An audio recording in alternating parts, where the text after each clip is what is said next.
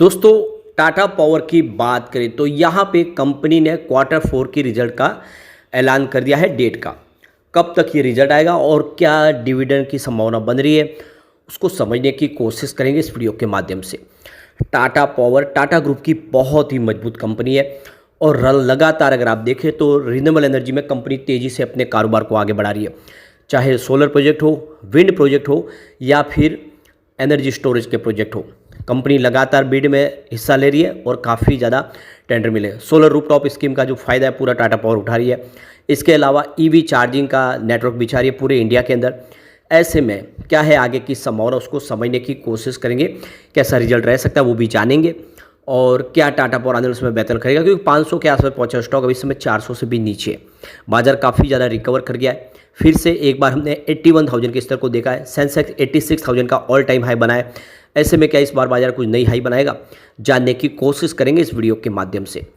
लेकिन फ्रेंड्स, उससे पहले अगर आप पहली बार हमारे चैनल पे आए तो चैनल को सब्सक्राइब कर दीजिए, एक बेल आइकॉन दबा दीजिए ताकि जब भी नया वीडियो बने पहला नोटिफिकेशन आपको मिले। वीडियो पसंद आए तो लाइक से जरूर कीजिए। चलो फ्रेंड्स, वीडियो स्टार्ट करते हैं। मैं हूं आपका दोस्त एसबी दवे और हमारे अपने चैनल ऑनलाइन कमाई में आपका बहुत बहुत स्वागत है। सबसे पहले टाटा पावर के कारोबार की बात करें, 381 पर क्लोजिंग थी, जहां पे 0.82% की गिरावट देखने को मिली। अब ये गिरावट इसलिए हुई क्योंकि बाजार आप देख सकते हैं कि फ्राइडे को ऊपर के लेवल से नीचे आया, काफ़ी ज़बरदस्त प्रदर्शन किया था, फिर प्रॉफिट बुकिंग हावी हो गई, जिसकी वजह से यहाँ पर भी टाटा पावर में हमें कुछ गिरावट जरूर देखने को मिली, क्योंकि इंट्राडे में 390 तक पहुँचा था। बहुत ही बेहतर किया था, बाजार ने साथ दिया हो तो तेज़ी बन जाती, लेकिन ऐसा हुआ नहीं।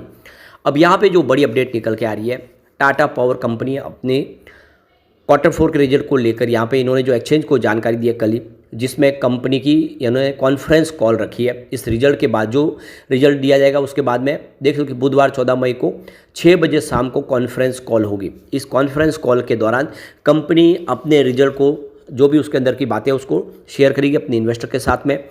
और आप देख सकते हो कि सीनियर मैनेजमेंट यहाँ पे हाजिर होगा, उनकी तरफ से सारे सवालों के जवाब दिए जाएंगे। कंपनी ने क्या क्या अचीव किया, आगे के क्या फ्यूचर प्लान है, वो सारी जानकारी शेयर की गई। तो इसकी जानकारी एक्सचेंज को मिल चुकी है, यहाँ पे देख सकते हो कि नोटिस के माध्यम से जानकारी दी गई है।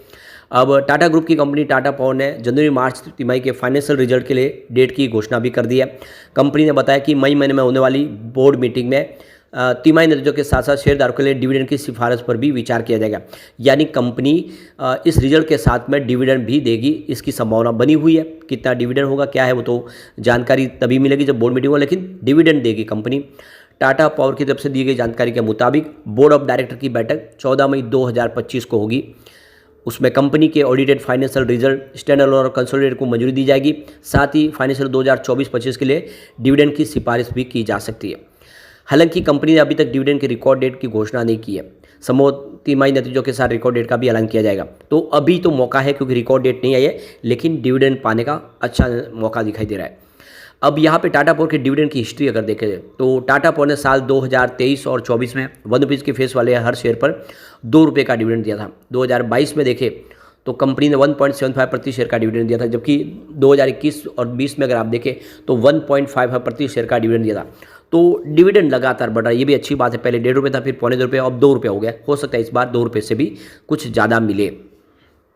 तो टाटा पावर के शेयर की परफॉर्मेंस अगर देखें तो अभी अपनी हाई प्राइस से 20% नीचे ट्रेड कर रहा है, यानी स्टॉक डिस्काउंट में मिल रहा है।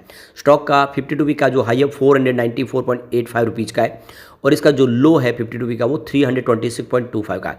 पिछले एक महीने में स्टॉक में कुछ पॉजिटिव मूवमेंट देखने को मिला। इस दौरान शेयर में 2.34% की हमें तेजी देखने को मिली।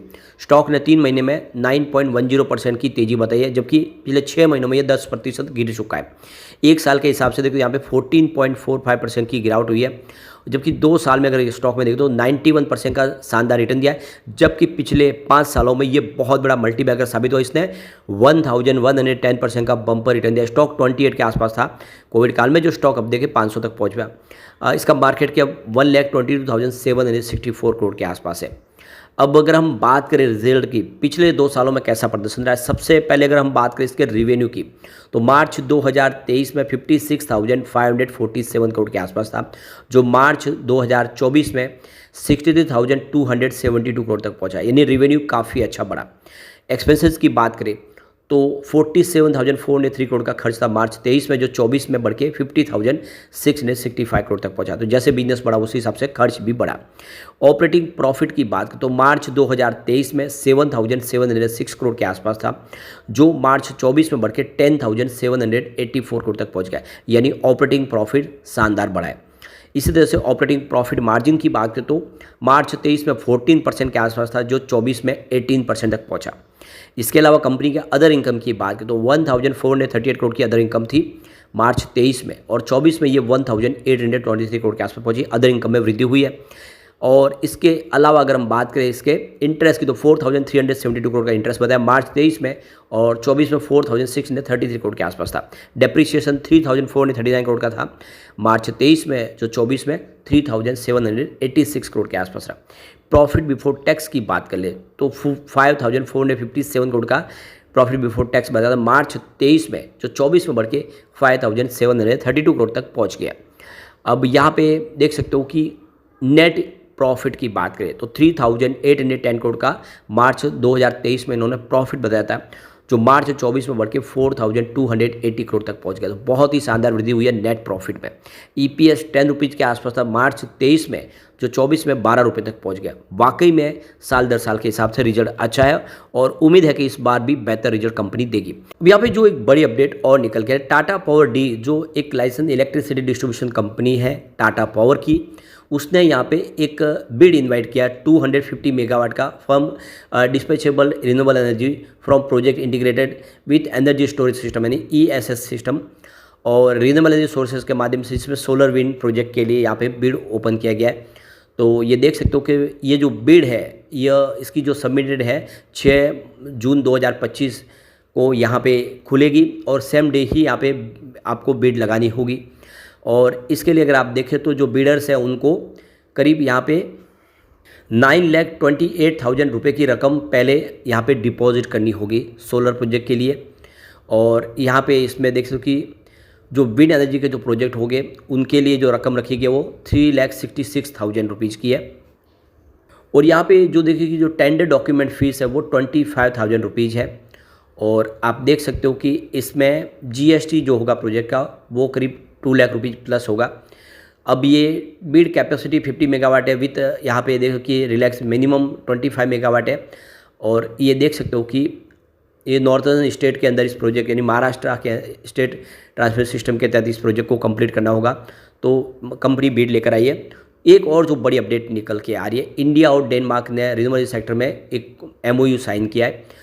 तो लगातार इंडिया के साथ में बहुत सारी कंट्रीज इसी तरह से MOU साइन कर रहे हैं रिन्यूएबल सेक्टर में तेज़ी से कारोबार को बढ़ाने के लिए। रिन्यूएबल सेक्टर के लिए इंडिया ने बड़ा सपना देखा है नेट जीरो कार्बन तक जाने के लिए 2070 तक। ऐसे में बहुत सारे देश इस समय इंडिया के साथ MOU करें, क्योंकि यहाँ पे ज़्यादा से ज़्यादा अपॉर्चुनिटी है क्लीन एनर्जी डेवलप करने की, चाहे वो सोलर हो या विंड एनर्जी। तो डेनमार्क भी इस मौके का फ़ायदा उठा रहे हैं और दोनों ने मिलकर MOU साइन कर लिया, जिससे हम कह सकते हैं कि आने वाले समय एक अच्छी तेज़ी का दौर शुरू होगा और इस सेक्टर से संबंधित कंपनियों को भी बहुत सारा फायदा होगा। अब यहाँ पे इसके शेयर होल्डिंग पैटर्न को देखें तो प्रमोटर की होल्डिंग 46.86% पर है, जो अनचेंज है। कोई भी यहाँ पे गिरवी शेयर नहीं है। बात करें यहाँ पे FI की तो 9.15% होल्डिंग थी सितंबर में, दिसंबर में बढ़ के 9.45% हुई और मार्च में हल्की सी घट के 9.37% हुई। फिलहाल दिसंबर के मुकाबले FI ने अपनी होल्डिंग ट्रिम की है। DI की बात उनकी 16.54% होल्डिंग थी सितंबर में, दिसंबर में घट के 15.60% हुई, लेकिन फिलहाल 15.75% हुई। तो दिसंबर के मुकाबले DI ने अपनी होल्डिंग को फिर से बढ़ा दिया है, ये एक शुभ संकेत है। बात करें म्यूचुअल फंड की 9.13% होल्डिंग थी सितंबर में, दिसंबर में बढ़ के ये 9.36% हुई और फिलहाल मार्च में ये 9.63% हुई है। यानी म्यूचुअल फंड लगातार टाटा पावर में निवेश बढ़ा रहे। जनरल पब्लिक की बात करें तो 27.45% होल्डिंग थी सितंबर में, दिसंबर में बढ़ के 28.09% हुई, लेकिन मार्च में 28.02% हुई। तो मार्च में जनरल पब्लिक ने होल्डिंग घटाई, लेकिन FI ने निवेश हल्का सा यहाँ पर भी कम किया। DI और म्यूचुअल फंड ने जम के खरीदारी की। ये इशारा है कि आने वाले समय टाटा पावर बेहतर कर सकता है। लेकिन फ्रेंड्स, कोई भी इन्वेस्टमेंट करने से पहले अपने फाइनेंशियल एडवाइजर से एडवाइस ले ले या अपना खुद का रिसर्च करें, क्योंकि मैंने वीडियो आपके एजुकेशनल पर्पज़ के लिए ही बनाया। वीडियो पसंद आए तो लाइक से जरूर कीजिए और चैनल को सब्सक्राइब कर दीजिए। Thank you friends.